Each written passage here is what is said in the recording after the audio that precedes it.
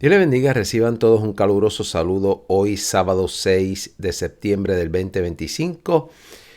Usted está en sintonía del programa Ven Señor Jesús, que les habla su hermano en Cristo, el pastor Julio Abraham Rivera, pastor de la Iglesia de Dios, Senda de Justicia en el pueblo de Caguas. Reciban todos un caluroso saludo. Les damos la bienvenida al programa de hoy. Esperamos que el Señor en esta nueva oportunidad nos permita compartir con ustedes lo que hemos preparado y que sea de gran bendición y edificación para el pueblo cristiano. Vamos a orar y de esa manera vamos a comenzar. Padre, te doy gracias en el nombre de Jesús. Gracias por concedernos en la hermosa tarde de hoy poder compartir una vez más el programa Ven Señor Jesús. Concede que sea para bendición, Señor, y que sus propósitos eternos con este programa también se cumplan para gloria y honra de su nombre. Lo pedimos todo dando gracias en Cristo Jesús. Amén. Bien, quiero compartir con ustedes, específicamente he estado meditando, quiero llevarlos a Lucas capítulo 21, verso 28. Lo voy a poner en pantalla, Lucas 21, verso 28 específicamente, donde la Escritura dice: cuando estas cosas comiencen a suceder, dice, erguíos y levantad vuestras cabezas, porque vuestra redención está cerca. Repito, cuando estas cosas comiencen a suceder, erguíos y levantad vuestras cabezas, porque vuestra redención está cerca. Compartiendo estas palabras en la tarde de hoy de este pasaje de Lucas 21, verso 28, una de las cosas que nos interesa hacer hincapié cuando leemos el verso 28 es que hay unos eventos que el Señor Jesús le manifiesta a sus discípulos. Había en ellos el deseo de conocer qué señales ocurrirían previo a la venida del Señor. Por lo menos en Mateo 24, cuando usted lee del verso 3 al verso 35, usted va a encontrar ahí todos los eventos que transcurren en el periodo de los 7 años, que los llamamos la Gran Tribulación. Recuerde que algunos dividen este periodo entre tribulación y gran tribulación. No tenemos ningún problema con eso. ¿Por qué? Bueno, porque los primeros 3 años y medio son menos intensos que los últimos 3 años y medio. Eso es una realidad bíblica.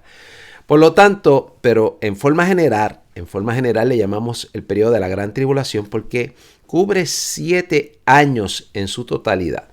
Así que miren ustedes que cuando usted va a Mateo 24, verso 3 al verso 35, usted va a encontrar el relato de todos los eventos que van a ocurrir en el periodo de la gran tribulación.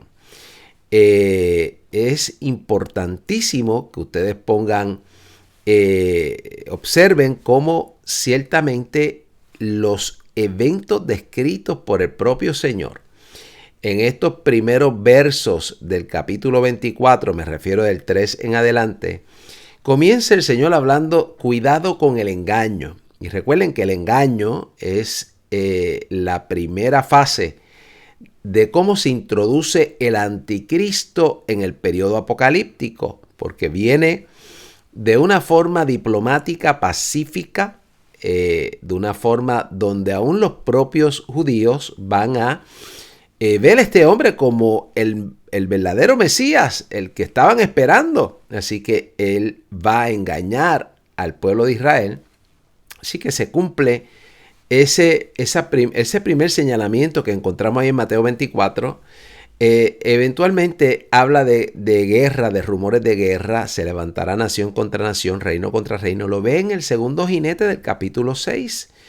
Lo mismo que está viendo en una descripción en el mismo orden en Mateo 24 del verso 3 en adelante, lo encuentra en Apocalipsis capítulo 6 en el mismo orden. Entra una paz engañosa, una paz con un hombre que hará creer al mundo que ha llegado un nuevo periodo de paz y seguridad que va a ser interrumpido brevemente por una guerra que en lo que respecta a nosotros hemos explicado que creemos que va a ser la tercera guerra mundial, está ahí anunciada en Apocalipsis 6. Eso es una opinión nuestra personal.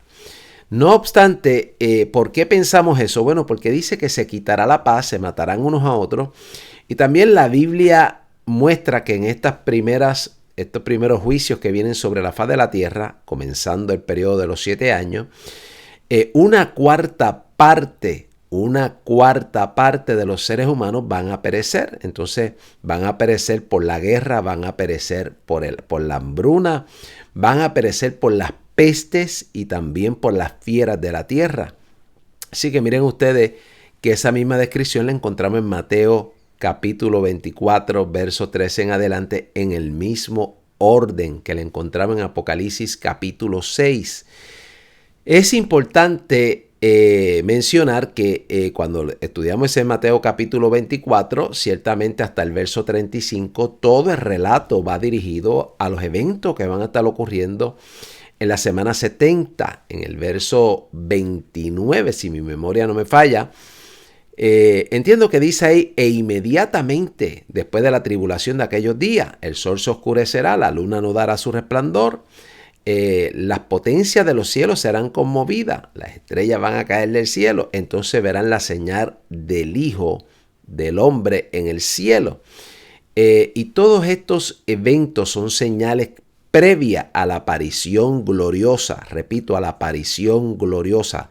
Me refiero cuando Cristo viene con poder y gloria a este mundo. Debe entenderse ese evento como la segunda venida. Repito, esa es la segunda venida. ¿Por qué? Bueno, porque sepan ustedes que en ese momento Cristo viene a la tierra por segunda vez en persona.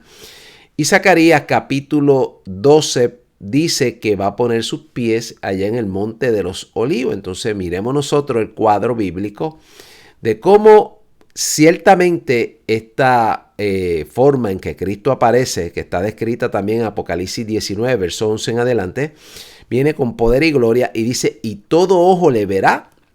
Así que no va a haber ya ningún tipo de duda de que Cristo vino o viene a la tierra para tomar el control, el dominio y eventualmente establecer su reino milenial. Así que miren ustedes qué espectáculo glorioso nos relata Mateo 24. Lo mismo lo encontramos en Lucas 21, también en Marcos capítulo 13. Y miren ustedes que cuando estamos hablando de esto, estamos hablando de que para la venida gloriosa, es decir, la segunda venida, hay unas señales que preceden ese momento.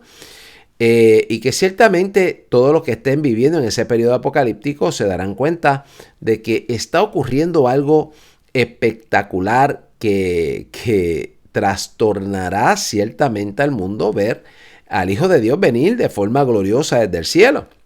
No obstante, voy ahora a este otro punto. Cuando usted va al verso 36 en adelante, creo que hasta el 41, ahí usted lo busca.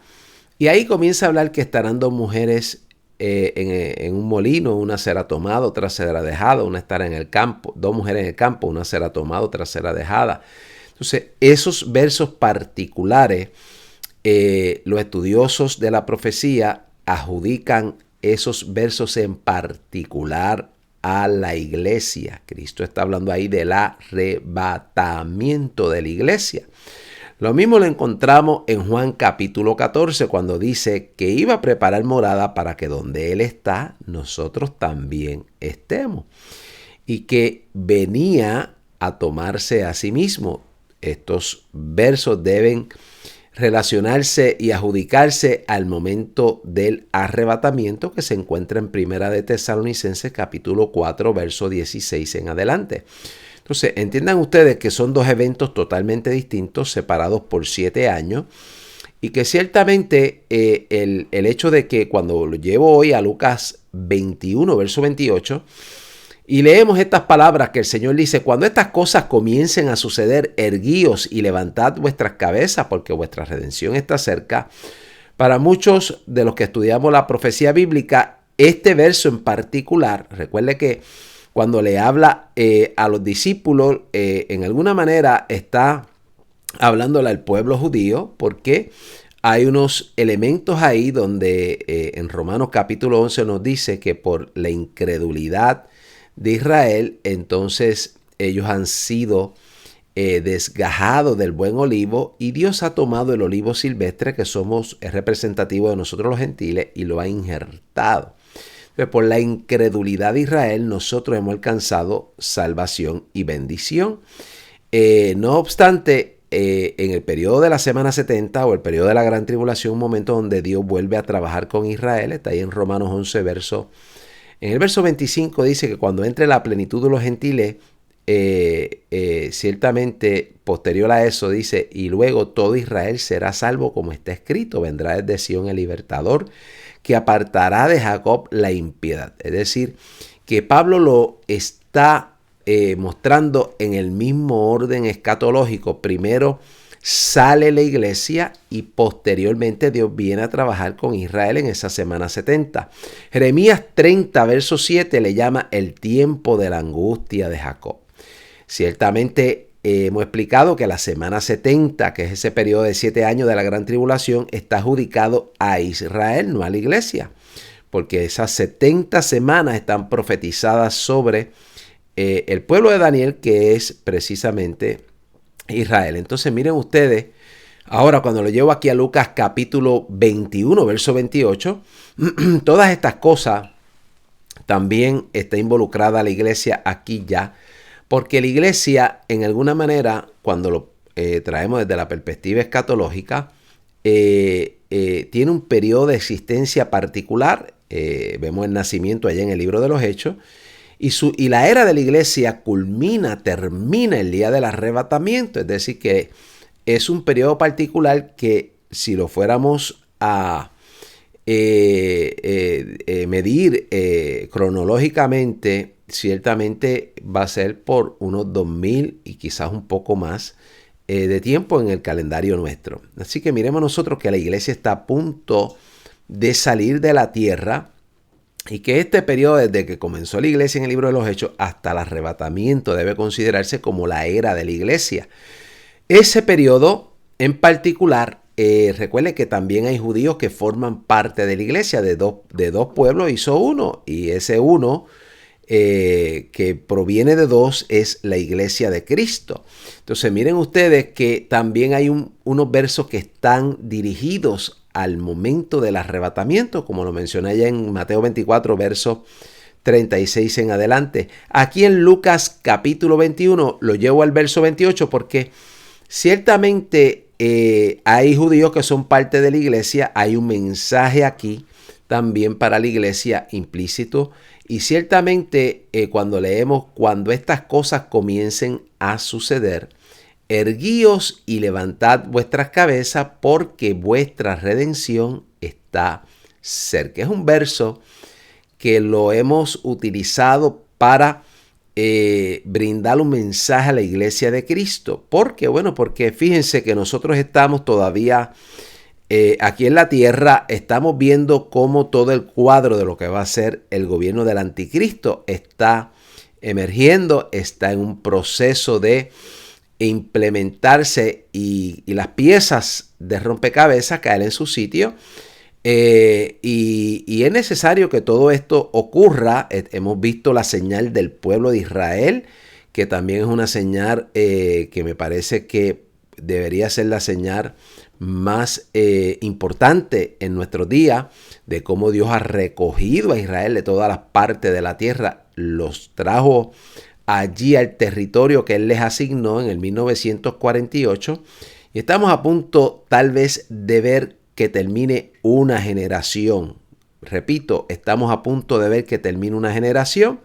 Hay dos puntos de vista en cuanto a cuánto tiempo cronológicamente representa una generación. En el Salmo 90 nos dice que son 70 años y en lo más robusto 80, así que para algunos estudiosos de la Biblia estamos ya en los números rojos, porque Israel ya tiene 70 y diría 70 y, déjame ver, 75, estamos a punto de 3 añitos para que se cumplan, 77, para que se cumplan los 80 años. Así que miren ustedes que basado en ese cuadro del Salmo 90, estaríamos a punto de 3 años, ¿verdad? Para muchos estudiosos de la profecía bíblica, esto pudiera representar que estamos muy cerca del arrebatamiento por las palabras propias del Señor cuando dijo que cuando la higuera florezca no pasaría una generación sin que todas estas cosas acontecieran. Pero para otro, la segunda postura es basado en lo que Dios le dijo al pueblo de Israel cuando entró a Egipto, que iba a estar allí 4 generaciones, y 4 generaciones en el contexto del libro de Éxodo estamos hablando que son 100 años, así que hay 2 posturas distintas.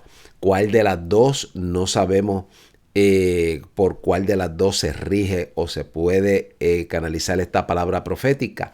No obstante, viendo todas las cosas como están aconteciendo, tenemos que vivir esperando al Señor como si fuera a venir ya. Pudiera estar tan cerca como en los próximos meses, en los próximos años, como a una distancia quizás de un poco más de tiempo.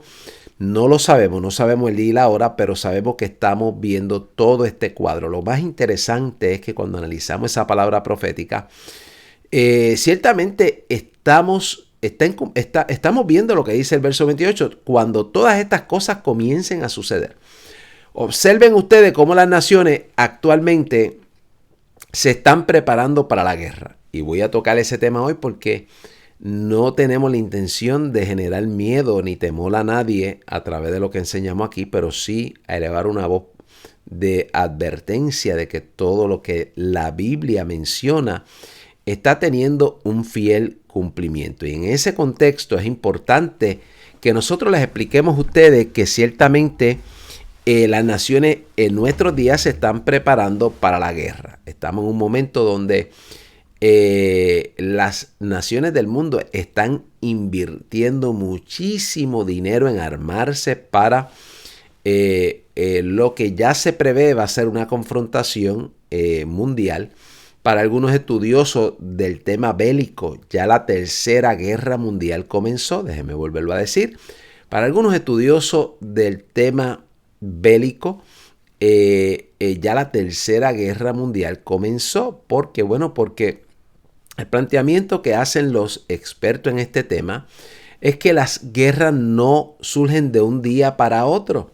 Es un cúmulo de eventos que se va dando de una forma sistemática, progresiva, y que a la medida que todos esos eventos siguen tomando su curso, llega el momento en que estalla la guerra y finalmente pues vienen los resultados de la misma.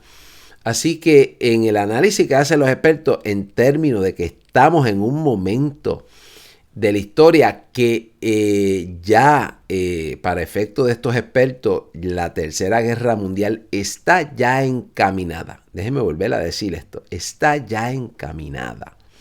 Está ya encaminada significa que ya los primeros elementos, como cuando se va a construir un edificio, que se tira el fundamento y luego se comienzan a construir los demás pisos encima, pues ciertamente el fundamento, para ilustrarlo así, ya está ahí ante nuestros ojos. Las diferencias abismales, las confrontaciones entre las grandes potencias mundiales están ante nuestros ojos. Y ciertamente esto es cuestión de tiempo. Ahora pongámoslo en el lenguaje apocalíptico. Si lo que hemos explicado aquí en el programa Ven Señor Jesús es cierto, que hemos explicado, y esto es una opinión nuestra personal, que la tercera guerra mundial está ilustrada ahí en Apocalipsis capítulo 6, en el segundo jinete de color bermejo. Entonces, partiendo de esa premisa, hipotéticamente, miremos nosotros que el hecho de que ya haya surgido los elementos para que el mundo se encamine a ese choque bélico de gran proporción. Recuerde que cuando hemos opinado que este segundo jinete representa la tercera guerra mundial, lo hemos hecho basado en dos aspectos muy importantes. Este jinete del caballo bermejo tiene una espada grande, lo que sugiere armas de destrucción masiva. ¿Cómo podemos sustentar eso? Bueno, lo podemos sustentar porque el mismo verso dice que una cuarta parte de la tierra va a perecer. Entonces, para que mueran alrededor de 2.000 millones de personas sobre la faz de la tierra, tendría que utilizarse estas armas de destrucción masiva. La pregunta es, ¿tenemos esas armas de destrucción masiva ya listas para usarse? La respuesta es sí. Examínelo usted, ahí está la evidencia. Tanto China como Rusia, como Corea del Norte, como India, Pakistán, Estados Unidos, todas estas naciones con armamento nuclear, Israel, Irán, que está intentando, si ya no la tiene, tener un misil nuclear. Entonces miremos nosotros que ciertamente ya eso está, ya el elemento de lo que estamos hablando, que es el fundamento para que llegue el estallido de la guerra, ya ha comenzado. Si eso es así y la proyección que estamos haciendo para ilustrar esto fuera correcta, entonces miren ustedes que el momento de la salida del anticristo todavía tiene que estar muy cerca, porque todo se está encaminando para que primero se levante el miedo, el temor, la inestabilidad social, que provea para que el anticristo surja y traiga una falsa paz, engaña al mundo y traiga una falsa paz. Y esa falsa paz va a permitir que se proclame paz y seguridad, y lo encontramos allá en 1 Tesalonicenses capítulo 5 verso 3, cuando digan paz y seguridad, entonces vendrá destrucción repentina. Y este cambio repentino está ilustrado ahí en el capítulo 6 con el segundo jinete. Asunto que deberíamos considerar seriamente y verlo a la luz de lo que ciertamente estamos intentando a través del programa Vención Jesús ilustrar, y que por lo menos usted lo considere y ve el cuadro como nosotros lo presentamos y lo explicamos para que ciertamente tenga por lo menos esta óptica y lo puedo comparar con otras. Pero me parece que en alguna manera hemos comenzado nosotros a ver todos estos eventos acomodarse en el panorama para un futuro próximo, repito, para un futuro próximo. Entonces esto le da cumplimiento a Lucas 21, verso 28, cuando estas cosas comiencen a suceder. ¿Han comenzado a suceder? La respuesta, si es afirmativa, representa que estamos a punto de entrar en principio de dolores, que ya lo que son los elementos de la plataforma de un gobierno mundial están ya en ciernes. Lo que son los eventos están ya encaminados, proféticos, están ya encaminados a través de todas las situaciones que estamos contemplando en nuestros días, de cómo el mundo se segrega, cómo el mundo está invirtiendo dinero en armamento nuclear, preparándose para la guerra. Y finalmente esto en alguna manera va a culminar con el cumplimiento de todos estos eventos que el capítulo 6 de Apocalipsis debe considerarse, repito, debe considerarse como principio de dolores. Principio de dolores está ahí en ese capítulo 6 de Apocalipsis, que son los mismísimos eventos que están en Mateo 24, verso 3 en adelante, igual en el mismo orden.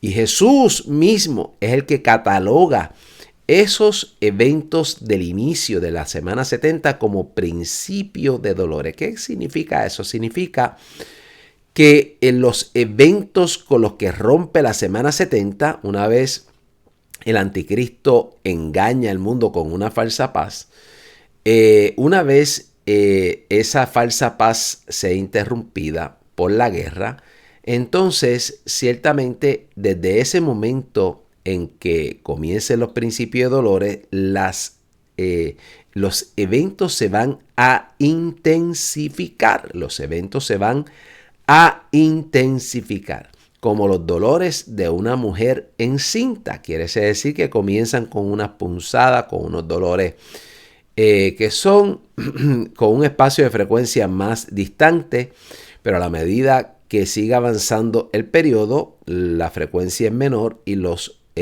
dolores son más constantes. Entonces miren ustedes que es una descripción muy oportuna, porque lo que está ilustrando este lenguaje metafórico es cómo se va a ir intensificando, agravando cada vez más los eventos que van a estar ocurriendo en la tierra, que hemos explicado aquí reiteradamente que la ira de Dios va a ir en un crescendo. Repito, la ira de Dios comienza desde el principio de esos 7 años, pero va a ir en un crescendo, y en algún momento próximo estaremos explicando por qué consideramos que la ira comienza desde el principio de la semana 70, porque hay hermanos nuestros como los mesotribulacionistas que entienden y postulan que la ira comienza a la mitad de la semana, cuando comienza a correr los últimos 3 años y medio.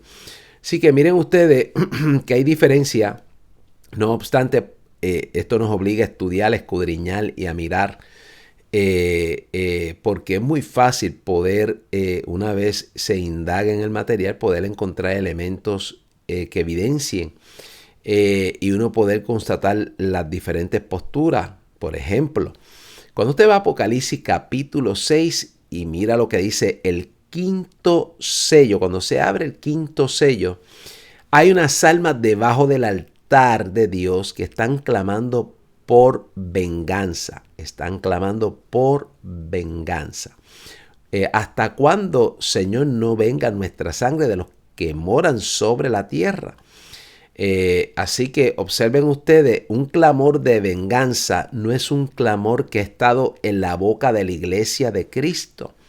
En la boca de la iglesia de Cristo ha estado un clamor como el de Esteban: no le tomes en cuenta este mal. No obstante, cuando miramos eso en ese contexto, que el clamor que están haciendo estas almas es un clamor por venganza, entendamos nosotros que es una prueba más de que esta gente que ha muerto en este primer periodo de la primera parte de la semana no es la iglesia, son los llamados santos en el periodo apocalíptico, que se convierten en el periodo de la gran tribulación, se van a convertir en el periodo de la gran tribulación. Cuando usted lee ahí específicamente en ese quinto sello, le dice, le muestra el pasaje bíblico que se le dice a estas almas que tienen que esperar un poco más de tiempo, porque hay otros consiervos de ellos que se van a añadir, que van a morir como ellos, van a ser mártires en este periodo. Por lo tanto, lo que se desprende del pasaje es que ya estas almas que están clamando por venganza son los primeros mártires en la primera parte de la semana, pero se les está diciendo todavía tienen que esperar, porque hay otros más que van a entrar en la segunda parte de esta semana 70. Así que vamos a ver la evidencia ahí. Si la iglesia se le ha prometido ser librada de la ira, mire, eso está en Primera de Tesalonicenses 1:10, está en Primera de Tesalonicenses 5:9 y está en Romanos 5:9. Los 3 pasajes aluden a que la iglesia no ha sido puesta para ira, sino para alcanzar salvación.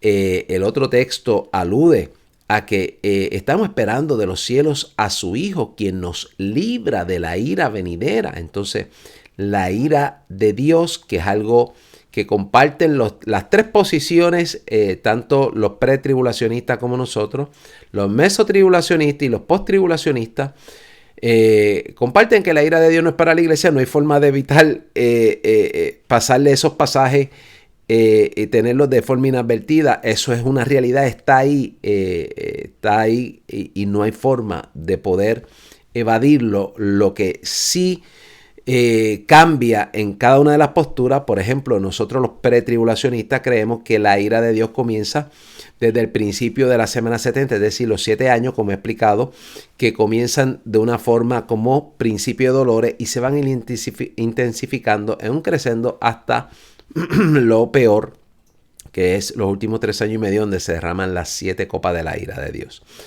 No obstante, para los mesotribulacionistas, vuelvo y les recuerdo, los primeros 3 años y medio son 3 años y medio de tranquilidad, donde la ira de Dios no va a estar siendo derramada sobre la tierra, y en los últimos 3 años y medio la ira de Dios se va a derramar. Para los post-tribulacionistas, pues ciertamente el periodo de la ira es muy semejante al periodo de los mesotribulacionistas. No obstante, ellos creen que la iglesia va a ser guardada de la ira, que va a atravesar ese periodo de la ira, pero va a ser preservada y guardada de la ira hasta el retorno glorioso de Cristo. Así que miren ustedes que son 3 posturas totalmente distintas. Ahora, la pregunta que nos tenemos que hacer es si la iglesia está en el periodo apocalíptico, en esa primera semana, que ya lo vemos ahí en el capítulo 6, lo vemos ahí. Entonces, ¿por qué la iglesia está clamando por venganza? No ha sido un clamor nunca de la iglesia. 2, si usted va a Mateo 24 y lee de los versos 13 en adelante, más adelante creo que como el verso 7 al 11, más o menos por ahí, el Señor le da unas instrucciones a los que están en Judea. Le dice: no desciendan a buscar su capa, huyan a los montes. Entonces da unas instrucciones específicas a los que van a estar atravesando la gran tribulación del pueblo de Israel. No hay instrucciones específicas para la iglesia. No las hay. Desde el capítulo 2 y 3, que está mostrado en Apocalipsis, la era de la iglesia. Posteriormente, del capítulo 6 en adelante hasta el capítulo 19, no se menciona más la iglesia. Sin embargo, en el capítulo 2 y 3, usted encuentra ahí una frase repetida 7 veces: el que tenga oído, oiga lo que el Espíritu dice a las iglesias. Entonces, observen ustedes que posteriormente a eso tampoco se menciona la iglesia. Por lo tanto, miremos ahora que ya en el primer periodo de la semana, según Apocalipsis 6, en el 5º sello, hay mártires ya en ese primer periodo de la semana. Por lo tanto, ¿cómo podríamos nosotros comprender que la iglesia va a ser guardada de la ira si van a ser decapitados? Cuando usted va al capítulo 20 de Apocalipsis, ya le dice a usted que los que mueren como mártires en el periodo de la gran tribulación murieron decapitados y van a vivir y van a reinar con Cristo, pero mueren decapitados. Entonces, ¿de qué ira nos estaría librando el Señor si la iglesia tuviera que atravesar todo ese periodo tan crítico? Y lo que estamos planteando en este programa es para que usted pueda tener un contraste y darse cuenta por qué el ministerio de Venció Jesús y otros ministerios que me parece que nos llevan muchísimo en conocimiento y también para decirlo así, en términos de tiempo, han mantenido esta postura a lo largo del tiempo. Han mantenido esta postura. La iglesia de Cristo no está esperando entrar al periodo de la gran tribulación. Si estuviéramos pensando que vamos a entrar en el periodo de la tribulación, entonces tendríamos que esperar la salida del anticristo y no a Cristo, porque entonces el anticristo predecería la aparición de Cristo por la iglesia. Entonces, ¿a quién debemos esperar? ¿Al anticristo o a Cristo? Pues Pablo dice que esperemos de los cielos a su Hijo, quien nos libra de la ira venidera. Por ende, no estamos esperando al anticristo, estamos esperando la salida de la iglesia previo a la aparición del anticristo. Lo afirmamos también allá en 2 Tesalonicenses capítulo 2, verso 7, donde la escritura dice que el poder del Espíritu Santo, lo voy a explicar así, el poder del Espíritu Santo está operando en el mundo a favor de la iglesia, y mientras la iglesia está aquí, el Espíritu Santo está restringiendo el que se pueda ir el mundo a las más bajas esferas morales. El hecho de que la iglesia está aquí todavía, el Espíritu Santo está con la iglesia, el Espíritu Santo está en la iglesia, está restringiendo que los poderes demoníacos puedan avanzar hacia lo que son sus objetivos. No obstante, ¿quién lo puede restringir? No debe caber la menor duda que es el Espíritu Santo. hay un momento específico en que el Espíritu Santo saca a la iglesia, se le entrega a Jesús en los aires. Y ese es el momento donde el Señor desciende del tercer cielo, da la orden con voz de mando, con voz de arcángel, con trompeta de Dios. La iglesia es sacada, es transformada en un abrir y cerrarle ojos. Una obra que el Espíritu Santo va a llevar a cabo en cada creyente porque mora en ellos, porque les transforma y les da un cuerpo glorificado en un abrir y cerrar de ojos. Y así se junta el cuerpo con la cabeza en los aires y es trasladado el cuerpo de Cristo al tercer cielo para ser preservado de esa semana 70. Entonces miren ustedes que en el contexto que lo estoy explicando, lo que quiero dejar claro es que la iglesia, por lo menos que es la postura del ministerio de Bendición Jesús, no va a entrar a ese periodo. La iglesia está esperando a Cristo. El Espíritu Santo está restringiendo los poderes demoníacos en la tierra. Una vez la iglesia salga, el Espíritu Santo ya no llevará a cabo ese poder o no ejercerá ese poder restrictor. Es decir, que no va a restringir, no va a refrenar los poderes de las tinieblas. Eso es todo lo que dice el verso. El Espíritu Santo, una vez saque la iglesia, no va a restringir los poderes de las tinieblas. Una vez el Espíritu Santo saque la iglesia, entonces al quitar la restricción, el hombre de pecado tendrá luz verde para ejercer un gobierno mundial con toda la malignidad diabólica para llevar a cabo sus perversos propósitos. Tanto es así que el Espíritu Santo no va a restringir, y lo muestra el libro de Apocalipsis, que el anticristo pueda proferir palabras insultantes en contra de Dios. Entonces miremos nosotros también Apocalipsis 13, verso 7, que el Espíritu Santo no va a restringir que el anticristo pueda perseguir a los santos y vencerlo, que es una expresión que denota darle muerte. Por lo tanto, miren ustedes, el Espíritu Santo no va a restringir que el anticristo pueda ejercer un dominio mundial. El Espíritu Santo ciertamente no se va a ir, va a estar presente, y afirmamos que va a estar presente porque en el periodo apocalíptico se van a convertir todas estas personas que van, muchos de ellos, a ser mártires dentro de este periodo. No obstante, para que se pueda un alma convertir a Cristo, tiene que cumplirse lo que dice Juan 16, verso 8, que dice: y cuando Él venga los convencerá de pecado, de justicia y de juicio. O sea, no hay conversión si el Espíritu Santo no redarguye al ser humano. Así que si el Espíritu Santo va a estar en este periodo, va a estar para llevar a cabo un propósito particular, que es cuando se predique el Evangelio eterno. Lo encuentra ahí en Apocalipsis 14, 6. Un ángel del cielo, que algunos escatólogos piensan que los 144,000 judíos, 12,000 de cada tribu, que está en el capítulo 7 de Apocalipsis, van a servir como predicadores en ese periodo.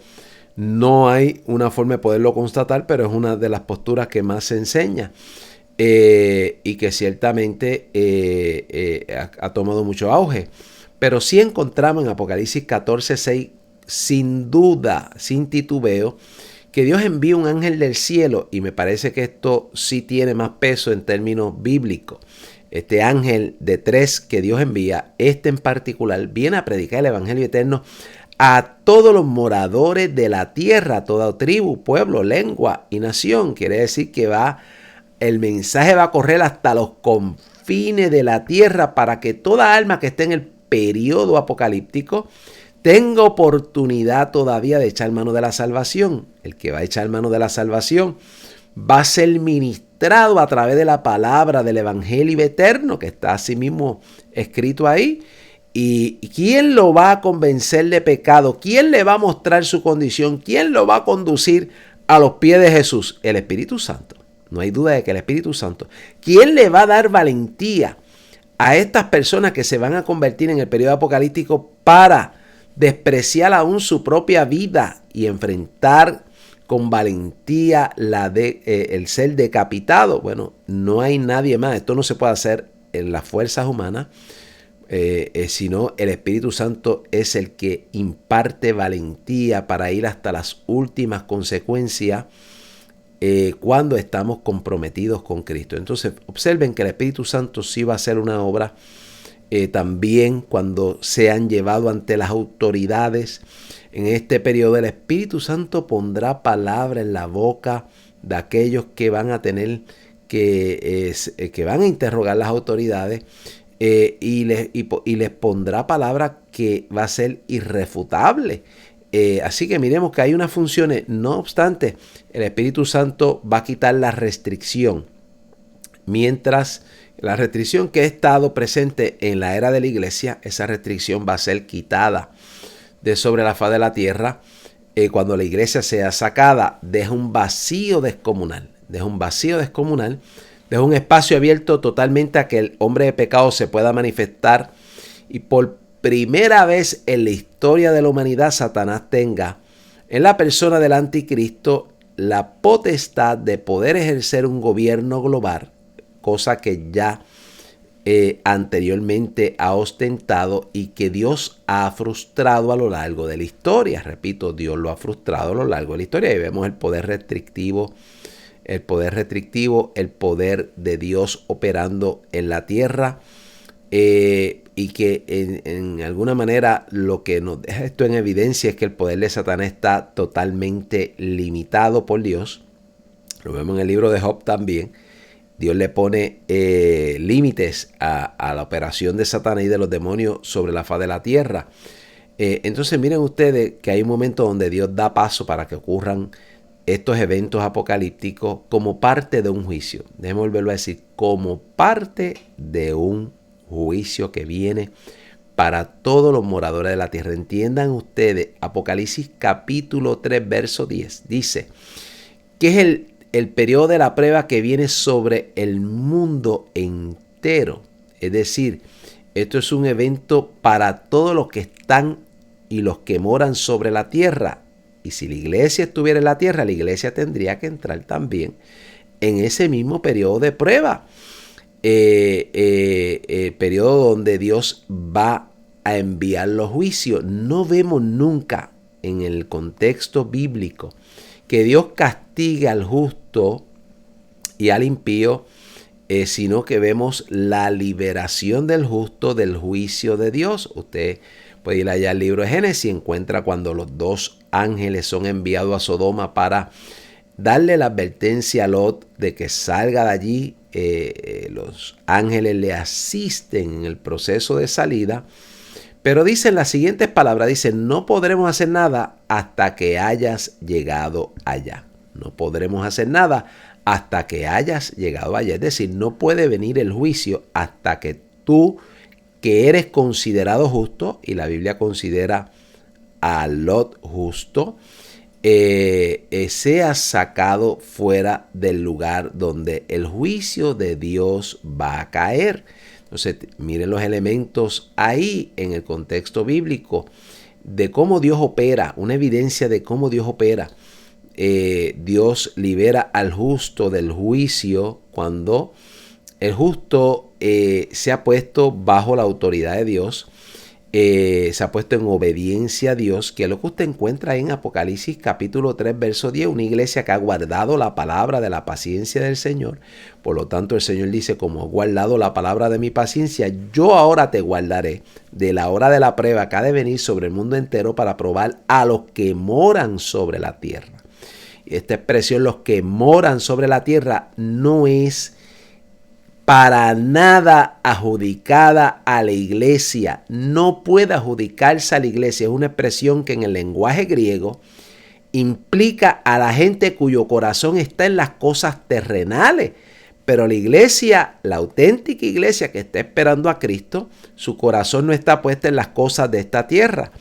La auténtica iglesia de Cristo está esperando al Señor.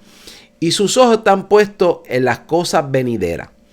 Sus ojos están puestos en las cosas eternas, en las promesas que Dios ha hecho. Así que observen ustedes que de ninguna manera puede cuadrar eso ahí. Y vamos aquí, vuelvo al verso 28 de Lucas 21. Ya estamos viendo el comienzo de todos estos eventos cuadrarse en el panorama profético. Y la advertencia es esta. Esta es la advertencia. Cuando ustedes vean el comienzo de todas estas cosas, erguíos y levantad vuestras cabezas. Es una forma de decirnos, arreglen las lámparas como aquellas vírgenes, ¿verdad? Arreglen las lámparas. Arreglen sus lámparas. Bueno, déjeme explicarlo así. Erguirse es enderezarse. Es una expresión que sugiere espiritualmente de arreglar la vida con Dios. 2, levantad vuestras cabezas. Puede sugerir que esta expresión manifieste que pongamos toda nuestra esperanza en las promesas que Dios ha hecho. Vamos a plantearlo desde la perspectiva de la esperanza bienaventurada que está en Tito 2, donde ciertamente, queridos hermanos, la esperanza gloriosa de que no vamos a tener que atravesar el peor periodo de la historia humana, donde los juicios de Dios van a comenzar desde el inicio de esa semana 70, que lo podemos probar bíblicamente, que el mundo ha entrado en juicio. Eso lo hago cuando doy las conferencias, explico los versos bíblicos que sustentan que el mundo ha entrado en juicio con la aparición del anticristo. Ahora, miremos nosotros que ciertamente somos llamados a arreglar las vidas nuestras delante de Dios. Esto es algo que la iglesia lo debe entender como un momento donde debemos ir cada uno de forma personal a pedirle al Espíritu Santo que nos examine, nos muestre, arreglar las cosas que tenemos que arreglar. Esperanzados totalmente en que vamos a ser levantados, sin perder vuestra esperanza, que tiene grande galardón, mirando hacia arriba, es o levantando vuestras cabezas, es una expresión de poner la esperanza en aquello que nos espera, que Dios ha prometido y nos espera. Es seguro, lo que Dios ha dicho es seguro, va a tener fiel cumplimiento. Entonces dice, porque vuestra redención acerca, el comienzo de los eventos lo está acercando al día de la redención. Déjame volver a decir esto. Cuando estas cosas comiencen a suceder, vuestra redención está cerca. Cuando estas cosas comiencen a suceder, vuestra redención está cerca. Esta expresión, vuestra redención, debe entenderse como el día en que se completa lo que el Espíritu Santo comenzó a hacer en cada uno de nosotros, donde es llevado a la perfección, porque lo que Dios comenzó a hacer en cada uno de nosotros, dice la Escritura, va a ser perfeccionado en el día de Jesucristo cuando Él se manifieste. Quiere decir que hay una operación del Espíritu Santo en el interior de cada creyente. Esa operación de irlo transformando, y vamos a decirlo en este contexto, bajo la doctrina de la regeneración, de la santificación, otra doctrina más bíblica, que es una operación del Espíritu Santo con el ser humano. ¿Para qué? Porque observe cuál es la finalidad de Dios en el día del arrebatamiento. Está en Romanos 8:29, que seamos conforme a la imagen de Jesucristo. Conforme a la imagen de Jesucristo. Jesucristo es perfecto, nosotros también seremos perfeccionados. Ese trabajo ha comenzado el Espíritu Santo a hacerlo, y ese trabajo será terminado el día de la redención. El día de la redención puede entenderse como el día en que Dios completa lo que empezó a hacer en cada uno de nosotros. ¿Y cómo lo completa? Dándonos ahora un cuerpo de gloria, un cuerpo que ya no vamos a tener una lucha con Él, porque no tenemos estas pasiones carnales ya operando en nosotros. Un cuerpo capaz de atravesar la atmósfera terrestre y entrar en la mismísima presencia de Dios de forma intachable, sin mancha y sin arruga. Un cuerpo glorioso con el cual nos podemos presentar delante del Señor. Entonces, miren ustedes, cuando hablamos del día de que el día de la redención está cerca, ciertamente, querido hermano, puede también esto adjudicarse a las palabras del Señor cuando dice que, y menciona que viene pronto. Hay gente que me ha dicho, pastor, pero ¿por qué ese viene pronto? El Señor viene pronto, ha tardado más de 2000 años. Bueno, en el contexto que nosotros lo explicamos desde el momento que comiencen a suceder estos eventos. Lucas 28-21, cuando estas cosas comiencen a suceder, entonces debemos entender que esto va a correr rápido y que la venida gloriosa será pronto. ¿Por qué? Bueno, porque una vez el cuadro se prepare, la iglesia sea sacada. Recuerde que son 7 años, no más de eso, 7 años para el retorno glorioso de Cristo. Y cuando Cristo venga en gloria, se acabó todo. La era de los gentiles finaliza, los gobiernos de los gentiles finalizan y entramos en el periodo de el gobierno mesiánico, donde Cristo viene a reinar en la tierra. Así que miren ustedes que es un cambio totalmente drástico, porque una vez Cristo venga en gloria y comience su primera etapa, recuerde que el reino en la tierra es medible cronológicamente, tiene una duración de 1000 años. Posterior a eso, Cristo no dejará nunca de reinar desde el momento en que aparezca en la venida gloriosa. Desde ese momento todo será llevado al dominio completo de Dios y a pesar de que el periodo de reino en la tierra es medible cronológicamente, tiene una duración de 1000 años, la Biblia nos habla de cielo nuevo, tierra nueva, está hablando de eternidad, donde no va a perderse la continuidad del reino de Cristo, es decir, que Cristo seguirá reinando por los siglos de los siglos, su reino no tendrá fin. Ahí en Daniel capítulo 7 también, ¿verdad? Su reino no tendrá fin. Así que sí hay ahí, prácticamente se puede dividir en 2 etapas ese periodo de reinado de Cristo, porque comienza aquí en la tierra y sigue y continúa en cielo nuevo y tierra nueva por la eternidad con los salvados. Así que miremos nosotros que una vez Cristo entre, irrumpa en esta tierra, ya no hay vuelta atrás, entra la era mesiánica, entra el gobierno mesiánico, de lo cual va a ir en un progreso hasta que se culmine o se consuma los propósitos eternos de Dios en lo que es el aspecto de la historia del hombre y entremos en la etapa de la eternidad. Así que la redención, finalizo, la redención en este contexto lo explicamos así: el día del arrebatamiento. El día del arrebatamiento se completa la redención.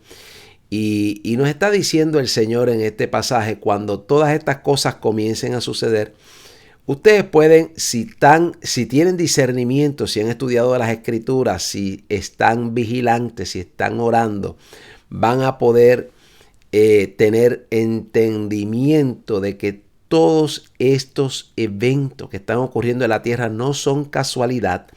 Todos estos eventos que están transcurriendo sobre la faz de la tierra encaminan al mundo hacia el gobierno del anticristo, pero ustedes van a ser sacados primero antes de que el anticristo se pueda manifestar, y van a ser llevados a la casa del Padre. Juan capítulo 14, van a ser trasladados a la casa del Padre. Y cuando finalice ese periodo de 7 años, vendremos con Cristo. Está en Apocalipsis 5, verso 10. Reinaremos con Cristo sobre la tierra. Por lo tanto, la iglesia retorna con Cristo en la venida gloriosa a reinar sobre la tierra. Así que miren ustedes que estamos viviendo un momento importante, porque en lo que respecta a cómo se prepara el escenario para lo que va a ser esta tercera guerra mundial, en esta última semana ciertamente hubo una reunión en la Organización de Cooperación de Shanghái, y nos llama la atención grandemente cómo China ha hecho ciertamente una alusión a la gobernanza global. Mírenlo ahí, la gobernanza global. Así que miren ustedes cómo se mueve en el escenario la ficha de rompecabezas mientras Estados Unidos está interviniendo y preparando el escenario para una intervención en Venezuela. Allá en el área de China, en esa región del mundo, se lleva a cabo la organización, el lunes se llevó a cabo la Organización de Cooperación de Shanghái, y ciertamente dice podría asumir el liderazgo en el proceso de la formación de un sistema de gobernanza global más justo, dice China. Por lo tanto, miremos cómo ahora Rusia está aliado a China, y esto ciertamente debe despertar la iglesia de que las fichas rompecabezas, querido hermano, están ante nuestros ojos. Las fichas del rompecabezas están ante nuestros ojos. Al intervenir en una reunión del Consejo de Jefes de Estado de la OCS, el presidente de China, Xi Jinping, presentó una iniciativa de gobernanza global. Con la que pretende construir un mundo más justo y equitativo. Y dijo Xi Jinping: espero trabajar con todos los países por un sistema de gobernanza global más justo y equitativo y avanzar hacia una comunidad de futuro compartido para la humanidad. Toda una mentira bien elaborada, bien disfrazada, bien bonita, un frosty que parece que debajo del frosty hay un sabroso bizcocho. Todo esto es un engaño. Xi Jinping es un criminal, es un asesino, es un hombre de tinieblas, igual que Vladimir Putin. No tenga la menor duda, usted puede buscar ese historial de ambos gobernantes, y la última conversación que tuvieron donde la prensa logra grabar que estaban hablando de vivir hasta los 150 años, con el asunto de introducirse órganos que son sacados de otras personas para traerlos y injertarlos en su cuerpo, de tal manera que están buscando vivir una cantidad de años mayor de la que es la norma natural establecida por Dios. Así que tengo que terminar, el tiempo se me acabó. Espero que lo que hemos hablado en la hermosa tarde de hoy sea de bendición. Padre, te doy gracias en el nombre de Jesús. Gracias por este momento que nos ha permitido compartir aquí en el programa Bendición Jesús. Permite en esta hora, Padre amado, que sea de bendición, que la iglesia que nos escucha, los amigos que nos escuchan, reflexionen en todos estos eventos que estamos viviendo, y que lo que hemos compartido les motive en esta hora, les empuje a acercarse más a ti. Lo pedimos todo en el glorioso nombre de nuestro Señor Jesucristo, dando gracias. Amén. Bien. Me despido y les veo, si Dios lo permite, el próximo sábado. La paz del Señor con todos ustedes.